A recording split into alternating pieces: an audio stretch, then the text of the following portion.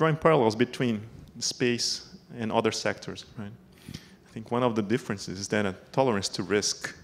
To what extent, as the industry matures, there's going to be more tolerance to risks? It seems that when you see explosion of SpaceX rockets, like people, they don't take it, or they don't get scared the way that they used to be anymore, right? Because they understand that this is part of the process. Do you think that this kind of perception is also being ingrained in the new space sector? I think this is the biggest deal of all. I think that overall risk tolerance has shifted a lot around innovation in this sector. I think we have to understand the historic reasons for risk aversion. Getting something into space, as Mike said earlier, getting off this planet is really hard. Getting things into space has historically been really hard and really expensive. And for most people designing space-based capabilities, and I'm particularly thinking about satellites, but also things like the International Space Station, there were a couple of launch moments in a career. If you're a hardware systems engineer working on these systems, you might have 2 or 3 launch events in your entire career, historically. Therefore, if you're on a satellite program for 7 or 8 years, you really hope it's going to go, and if it goes, you really, really want it to work when it goes on orbit. And so that design philosophy trickles all the way down. The stuff that you put on that spacecraft is stuff that you are 100% confident is going to work, and work in lots of fault-tolerant stress situations. Digital Globe, arguably the world leader in Earth observation from an image quality standpoint, launched its last satellite a few years ago. It was a $400 or $500 million satellite. The processor architecture on that satellite is essentially equivalent to an Intel Pentium from 1992, okay? We're going back more than 30 years in terms of the maturity of the processor architecture they're using. Why is that? Because it's something that they know and they trust, and the engineers who built that spacecraft designed around it, because they were building something so expensive and so important that had to work for 30 years.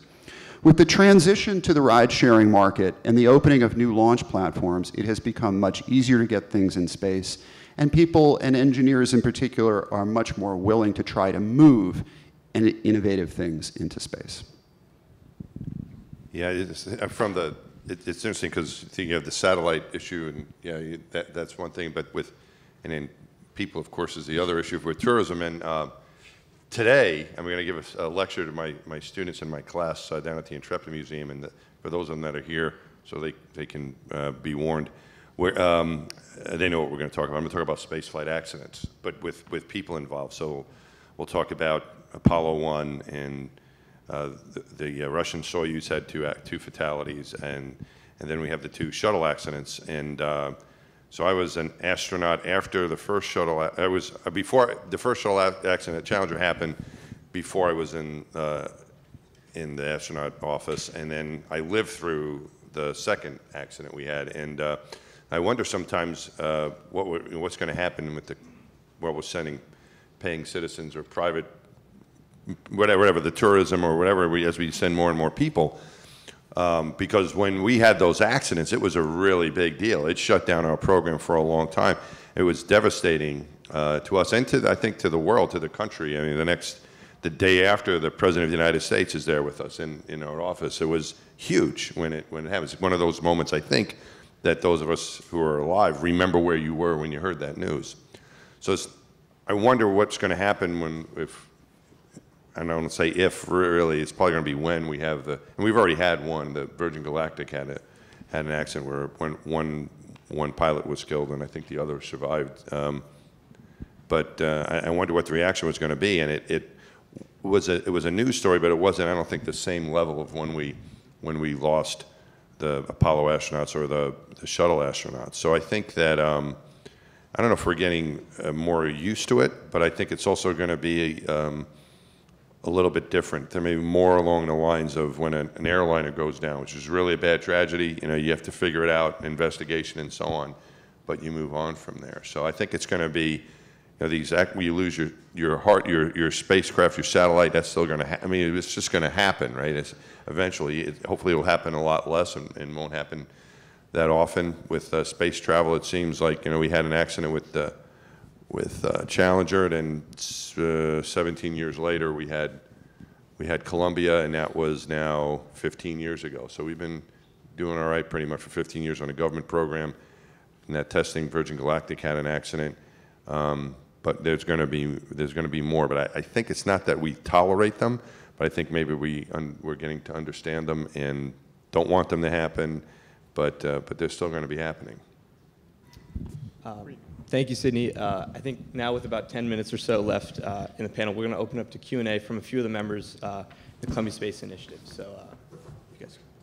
Hey everyone, I'm Leon Kim. I'm a current junior mechanical engineer at Columbia and the outgoing co-president of CSI. And I just want to say, I think in some ways, Columbia Space Initiative is also kind of like a startup. We're overly ambitious and underfunded. So yeah, and we're pretty excited today to be able to ask these speakers some interesting questions we've come up with.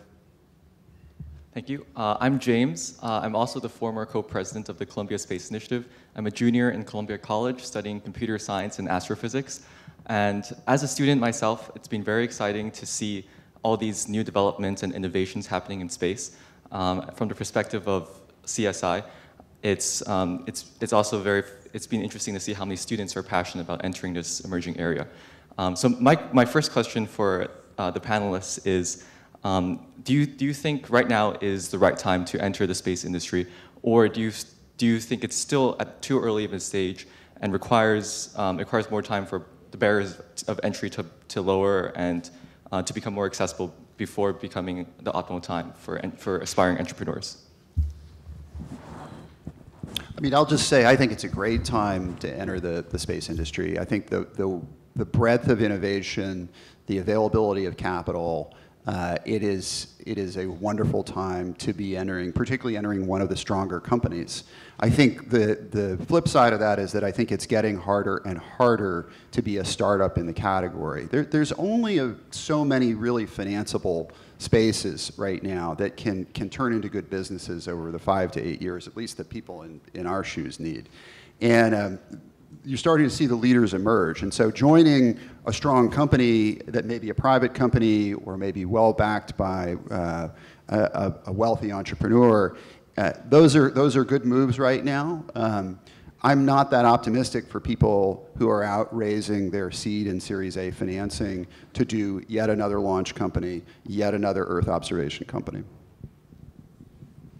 Yeah, I don't know from financial investment. I'm absolutely probably the worst person in the world to ask about that, but I think just from my perception of it, I think we are at a very exciting time. And my friend Peggy Whitson, who it was mentioned earlier, more time in space than any American. We're a record holder. My astronaut classmate was here speaking in February, and she likened it to the time we're at now as we're transferring from barnstorming to commercial air travel. And I think that's a pretty good description of it. You know, up till now, it's been mainly the governments of around the world doing things, launching things, and now it's where we're seeing some real progress with the private companies, and I think we're right on the brink of it being a very viable commercial industry where, at least from the people side of it, launching people into space, I think we are at that cusp right there where we're going to go from barnstorming to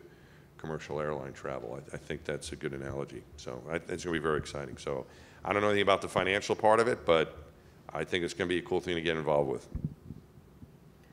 I think one area that's still pretty hot and investable is sort of the ancillary services that support space exploration. So especially where that overlaps with data and how you can use the data feeds that we're getting in abundance and make some material insights out of it. I think there's still a lot of opportunity there. And I would encourage all of you guys that are thinking of becoming entrepreneurs in this space to explore the gaps from perhaps that lens of how can we support what's already happening amongst these big boys that are getting so well funded. My question is, if it's open to any of the speakers here, but if you could, what is one policy that you would like to propose at the National Space Council meeting that would most help the commercial space industry?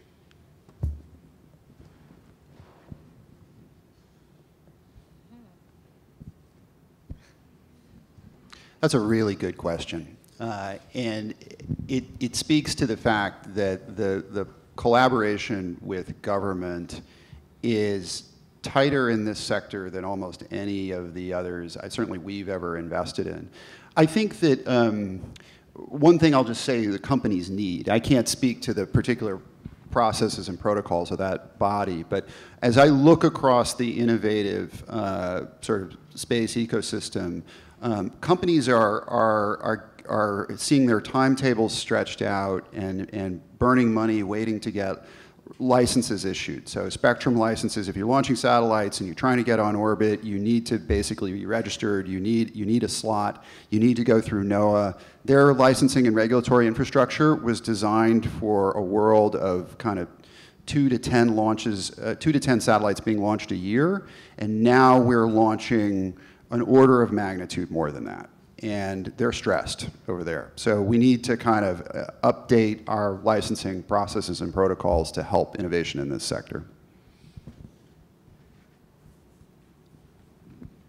Okay, and I think we have time for just one more quick question. And if you guys could just give really quick answers. So my question is, for the last few decades, NASA's role has, along with exploration, has also been in the advancement of science. So kind of what do you think of the commercial space industry's role in terms of discovery? I guess I would hope that it's also a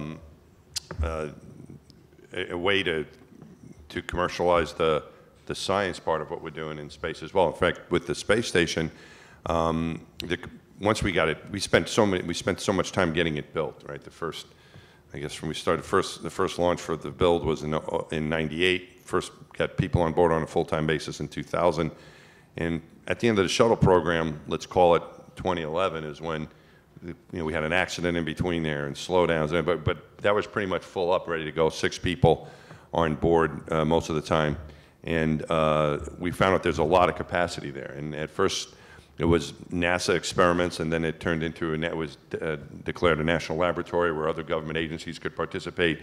And then CASIS was developed, the Center for the Advancement of Science and Space. Okay, right. So anyway, my friend Greg Johnson is executive director down there, and so now they're looking for commercial applications. I think that's going to grow, and now the hope is that there'll be more and more commercial participation on the station, on the science end.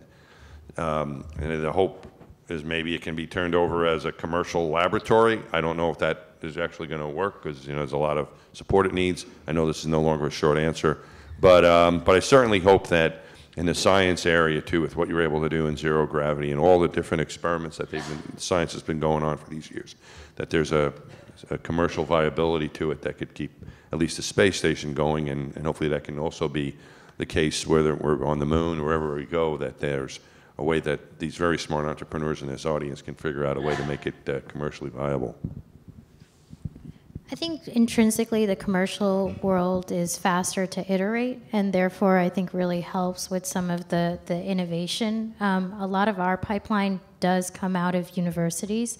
And so it's university research labs that are thinking about, well, what is that commercial angle? What does that product look like off of years, if not decades, of research leading up to it? And so from that perspective, I mean, it depends how you define commercial world. It depends how you define a startup even. But yeah, I do think that that's what helps, the behemoths like NASA and in some ways Lockheed to better innovate too. I want to come at this from a slightly different perspective. With all of the commercial space companies that we work with, there is a very strong sense of national mission and humanitarian mission. A strong desire to be a good partner to government and to humanity globally. And to give you some examples, at Spire, our sensor constellation can track wave height actually on the ocean. So we can actually see a tsunami wave, and we can see it move across the ocean, just like the sensor systems that are already in place. We, as a company, have a series of policies and communication directives when we pick up this kind of data to share it with national and humanitarian agencies. The Black Sky optical constellation has been used to track refugee flows out of the Middle East, out of Syria, and over the last couple of years, and to help track boat traffic associated with those humanitarian flows. These are private companies, trying to grow their business, but they feel a strong sense of mission that I think hopefully will hopefully be good for humanity over time. Unfortunately, that's all the time that we have. I just want to say thank you to all of our panelists. This was a really great panel, and let's have a round of applause for all of them. Thank you.